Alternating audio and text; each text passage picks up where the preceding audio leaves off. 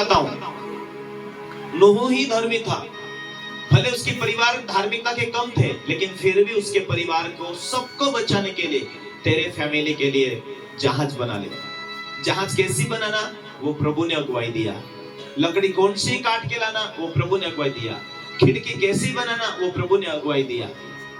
राल कहां लगाना, वो प्रभु ने अगुवाई दिया। खीले कहां मारना, वो प्रभु ने अगुवाई दिया। दरवाजा कहां रखना, प्रभु ने अगुवाई दिया। जानवरों को लेकर आना, ठीक मैं भेजूंगा, सिर्फ तू मुंह से आदेश दे, वो लेकर आए। कौन सा कमरा चारा वाला, कौन सा कमरा जानवर के लिए बनाना, ये सारी बातें परमेश्वर ने अगुवाई दिया।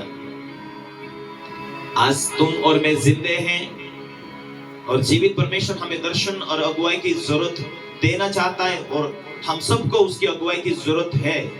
और आज हम बीड़ी में, आज हम गुटखों में, आज हम सिगरेट में, आज हम लड़ाई में, आज हम क्रोध में, नफरत में, पापों में, तो परमेश्वर किस प्रकार से हमारी लाइफ में वो बात कर पाएगा कि आगे मुश्किल है, आगे दिक्कत होने वाली है, ये व्यवसाय चालू कर और ऐसे व्यवसाय चालू करना, ऐसे पैसे कमाना, वो कैसा बताएगा। आज हमारा पक्का निर्णय होना चाहिए कि हम गवाही देने वाले बने, प्रार्थना करने वाले बने, बीज बोने वाले बने, भेंट देने वाले बने, हम ईमानदार बने, हम उसका सुसमाचार सुनाए, हम उसकी गवाही बांटे, हम मन फिराए, हम एक नया जीवन प्रभु की इच्छा के अनुसार, उसकी बुलाहट के अनुसार जीवन जिए। हमारी आत्मिक तैयारी अच्छी हो जो वचन के द्वारा। ऊपरा ऊपरी जीवन से कुछ नहीं मिलेगा मेरे भाई मेरे बहनों। परमेश्वर के वचन के द्वारा यदि तुम वचनों में खड़ा, आज तुम ईमानदार में, आज भले वो गरीब दिखाई दे रही, गरीबी दिखाई दे रही, दुख दिखाई दे रही, समस्या दिखाई दे रही, लेकिन तुम परमेश्वर के साथ चल रहे हो, तेरा दुख ज्यादा दिन नहीं टिक पाएगा, क्योंकि प्रभु तुझ में रहता है और प्रभु नहीं चाहता तो दुखी रहे।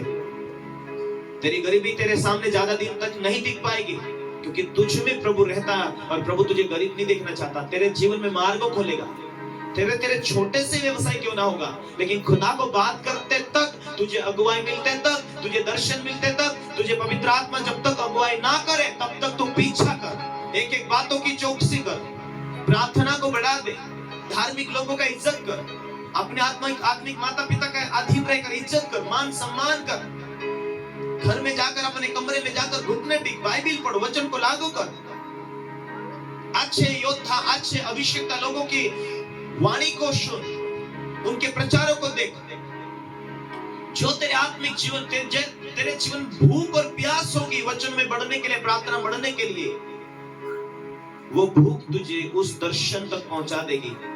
वो आत्मिक भूख तुझे उस स्वप्न तक, उस स्वर्गदूत तक, वो ऑटोमेटिक तेरे जीवन में परमेश्वर टाइम पर देता जाएगा। Hallelujah, hallelujah. निराशा हमारे जीवन में कई बार आते हैं, उदासी हमारे जीवन में भी कई बार आते हैं।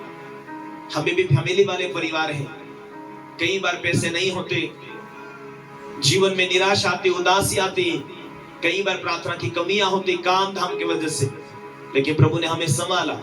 एक एक बातों में दर्शन स्वप्नों के द्वारा हमें संभाला, अगुवाई दिया, कहां जाना कहां ना जाना। इसीलिए परमेश्वर ने आज हमें यहां तक संभाल कर लेकर आया। प्रभु रास्ते खोलेगा आगे। हालेलुया।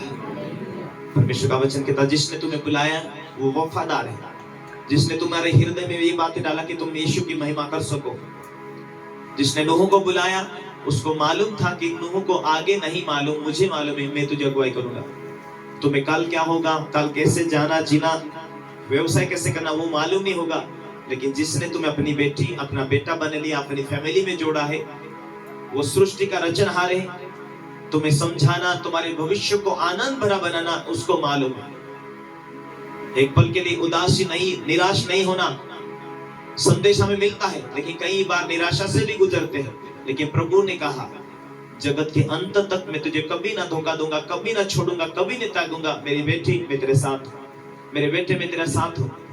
एक ही बात है, प्रार्थना, जब जब आप प्रार्थनाएं करेंगे आपके जीवन में परमेश्वर फल लेकर आएगा, सफलताएं लेकर आएगा। हालेलुया। आज इस वचन के द्वारा परमेश्वर आशीष दे। आज के दिन क्रिसमस की मीटिंग की तैयारी करने के लिए हम समय ज्यादा न गवाते हुए, कुछ काम धाम भी हमें करना है, इस प्रार्थना सभा को यही हम रोक कर हम आगे परमेश्वर के कार्यों के बारे में कुछ सीखेंगे। आइए प्रार्थना करें।